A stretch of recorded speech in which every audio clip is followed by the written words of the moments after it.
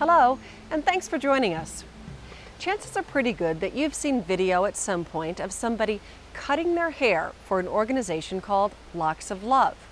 Well, did you know that all of that hair ends up in West Hollywood, Florida, before it becomes part of any prosthetic hairpiece? Our Doug Jardine traveled to Florida and has the story of how your donation brings beauty to those suffering from something called alopecia. Along Highway 1 on Florida's east coast near the West Palm Beach, Hollywood area, you will drive by Obsession Salon, and inside this special place there is indeed an obsession to do the right thing when it comes to donating hair for a very special purpose. The first time, I actually live in North Carolina, and I cut 12 inches off my hair. I was crying when they did it originally. When they rubber band it and cut it off, I was really crying. Kelly Garrett is here, the latest to get a free haircut because she is donating her hair to Locks of Love.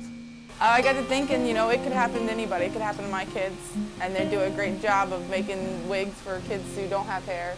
And I'm blessed to grow my hair as fast as I do, so I do anything I can help anybody that needs it. From the eyes of a mother and a 4-year-old wondering, gee, what's she going to say to people when they ask her a question? How is she going to react? How is she going to take it? What's her view on life going to be? It was pretty devastating. Madonna Kaufman had a mother-daughter experience you would not wish on anybody, both suffering the medical hair loss condition known as alopecia. They really don't know what causes alopecia. They haven't been able to pinpoint any exact cause, nor have they been able to find any exact cure. There are lots of treatments, but there is not a cure to date. No respecter of persons, no respecter of age or gender, and no known cure. That is the world of alopecia and the genesis of the well-known nonprofit organization, Locks of Love. Those who have hair, like Kelly, cutting at a minimum 10 inches at a time, and sending those locks of love to Florida to be sorted by volunteers. You got a measurement here of certain lengths. Then you got a bin down here that once you measure it, see if I can get one open. You open it up. You lay it on your little gauge here. Measure it, that comes almost to 14, so you put it, we got a bins, 3 different bins, just sort it out. Hawaii. Aloha! Aloha! On any given day, I might have 10 to 25 volunteers in this office, opening mail, data entry for thank you cards. She has California. Where else did it? New York. California. California? Ohio. Ohio? And on the end there, where's yours from? Virginia. Virginia. My name is Tiffany, and I was writing this to tell you how happy I am to be giving my hair. I hope this will make a child very happy.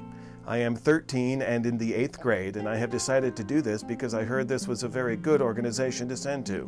It makes me so happy to send my hair to this organization. We came into being to help children with alopecia because their hair loss is considered long-term and permanent.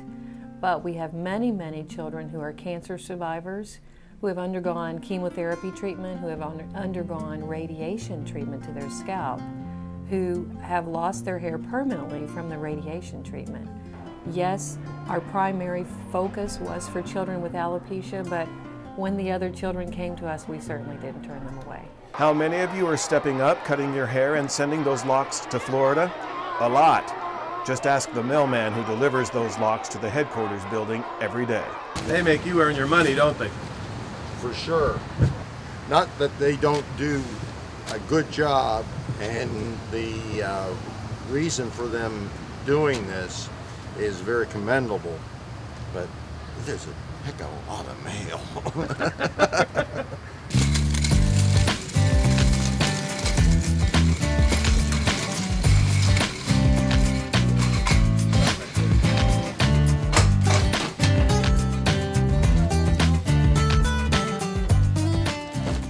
4 million people in the United States alone on an annual basis have some form of alopecia. Now that may not necessarily be total hair loss, and people say, gee, we don't see people without hair. You don't, because it's easy enough to cover up. It's just so short! Why this magical figure of 10 inches?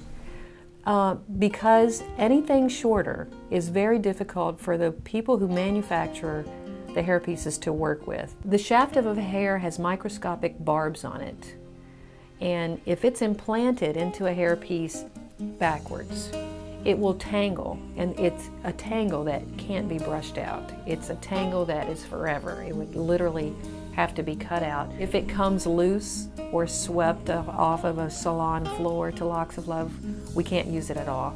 We also don't use gray hair because the hair that we choose is chosen for its color.